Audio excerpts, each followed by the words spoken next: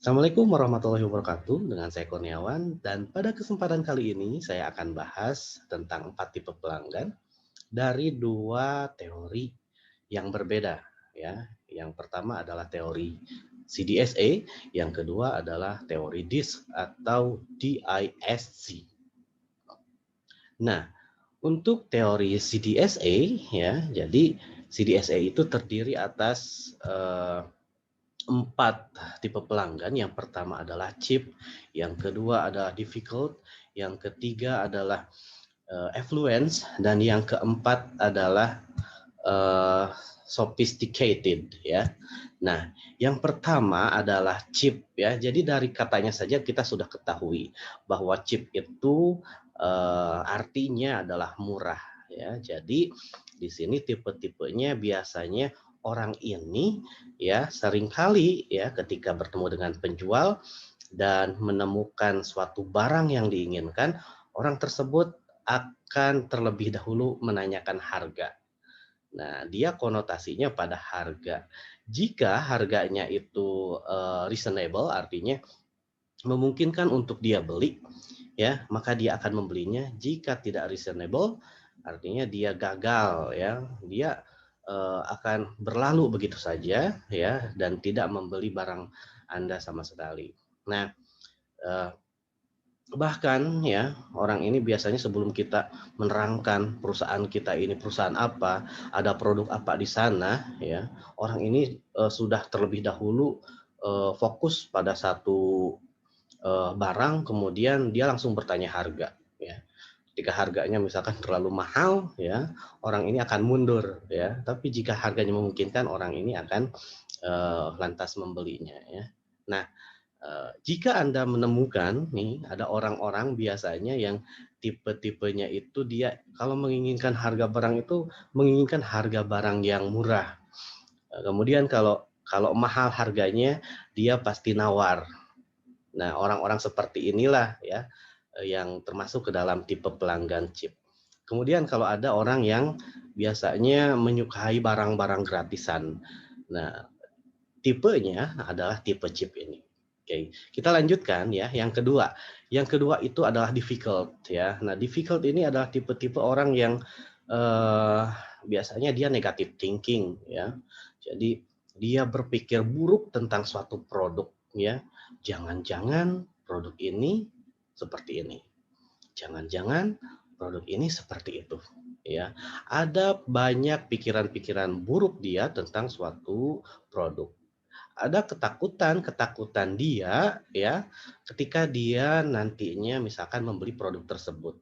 Takut barangnya rusak, takut barangnya tidak awet misalkan ya, dan lain sebagainya. Kemudian dia biasanya seringkali mengeluh ya, misalkan ke marketingnya dia bilang, "Dulu saya pernah beli barang yang seperti ini, tapi kemudian beberapa waktu kemudian ya setelah membeli barangnya tersebut rusak," misalkan. Mengeluh, mengeluh, mengeluh. Nah, tipe seperti ini adalah tipe orang yang difficult. Difficult dalam artian menurut bahasa itu kan sulit ya. Nah, orang-orang sulit nih dia termasuk ke dalam tipe-tipe seperti ini ya. Orang yang tipe difficult ini biasanya kalau nawar nih ya luar biasa ya. Kalau nawar ya sadis biasanya ya. Nah, orang-orang ini biasanya apa ya sulit sekali ya untuk kita prospek menjadi seorang pelanggan. Yang ketiga itu adalah sophisticated. Sophisticated ini biasanya orangnya banyak mikir ya. Kenapa banyak mikir? Ya karena dia apa ya, untuk mengambil keputusan dia lambat. Nah, biasanya orang-orang ini banyak alasan ya. Jadi kalau ditanya bagaimana Ibu ya, prospek kelanjutannya misalkan, apakah jadi beli atau tidak ya, orang ini pasti nanti akan banyak alasan ya.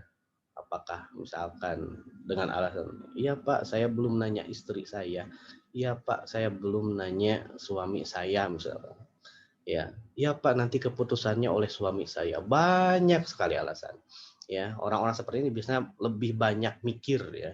Jadi dia selalu berpikir ya, pikir-pikir dulu, selalu seperti itu ya. Nah, kita harus berusaha ya menghadapi orang seperti ini, kita harus dengan penuh kesabaran. Oke, dilanjutkan ya. Selanjutnya adalah tipe affluence ya, affluence. Nah, orang-orang ini biasanya dia membeli barang itu karena emosi ya. Jadi kadang kan ada seseorang itu karena dia pengen nih ya, dia menginginkan satu barang dan dia tak berpikir banyak ya, kemudian apakah barang ini dibutuhkan atau tidak, yang jelas dia menginginkannya lalu dia beli. Nah, jadi cocok tidak cocoknya dia biasanya berdasarkan feeling ya, tidak pernah tanya harga terlebih dahulu, dia langsung fokus pada produknya. Tanya-tanya produk, karena dia begitu menginginkan produk ini, ya. Dan akhirnya oke, keinginannya sudah terbentuk, kemudian marketing berusaha mengarahkannya hingga akhirnya si orang ini memutuskan untuk membeli. Nah, tipe-tipe seperti ini dia biasanya mudah digoda atau dipengaruhi ya. Nah, seperti itu. Jadi dia kalau keinginan sudah muncul, marketing mengarahkan, kalau cocok dia langsung beli ya, seperti itu. Nah, kita sudah mengetahui ada 4 jenis, tipe pelanggan ya tentunya, dan keempat tipe pelanggan ini kita harus tahu treatment-treatment-nya ya. Nah, untuk tipe C dan D ya, untuk tipe, cheap and difficult ya, tipe cheap and difficult itu kita sudahlah jangan buang-buang waktu untuk mereka. Kenapa? Ya, karena mereka, termasuk orang yang sulit untuk kita prospek. Tapi kalau dilayani ya tetap layani, tapi ya tidak terlalu ngoyo ya, artinya tidak terlalu ngoyo itu tidak terlalu memaksakan ya orang tersebut untuk membeli produk kita. Karena pada dasarnya orang tersebut memiliki sifat dasar yang, sulit untuk kita prospek menjadi pelanggan. Jadi percuma saja kita misalkan merayu dan lain sebagainya, percuma. Orang tersebut tidak akan, bisa diprospek menjadi pelanggan kita. Seharusnya kita prioritaskan pelayanan kita itu pada tipe sophisticated, kemudian pada tipe yang, affluence karena orang-orang ini dia mudah sekali untuk kita prospek menjadi pelanggan kita, ya. Nah, tentunya ya sebelumnya, ada pertanyaan mungkin ya, bagaimana cara mengidentifikasinya? Nah, kita sebagai, penyedia layanan ya, tentu kita bisa mengidentifikasi mereka terlebih dahulu ya, karena orang-orang ini dia bisa terlihat dari caranya berbicara, dari gayanya ya. Kita komunikasikan dulu tentunya ya dengan dia, kita selalu berkomunikasi, kita lakukan ya semacam tanya jawab dulu dengan mereka, apa keperluan mereka, dan dengan sendirinya kita nanti akan dapat menganalisis apakah mereka tipe affluence ya, sophisticated ya, atau difficult ya. Tipe-tipe mereka itu akan dengan mudah kita identifikasi ketika kita ya eh, sedang berkomunikasi dengan mereka. Oke, semoga bermanfaat ya informasi yang saya berikan ini ya, dan semoga Anda bisa share ya kepada orang-orang yang lebih banyak lagi. Terima kasih ya, saya Kurniawan. Sampai jumpa pada tayangan berikutnya. Assalamualaikum warahmatullahi wabarakatuh.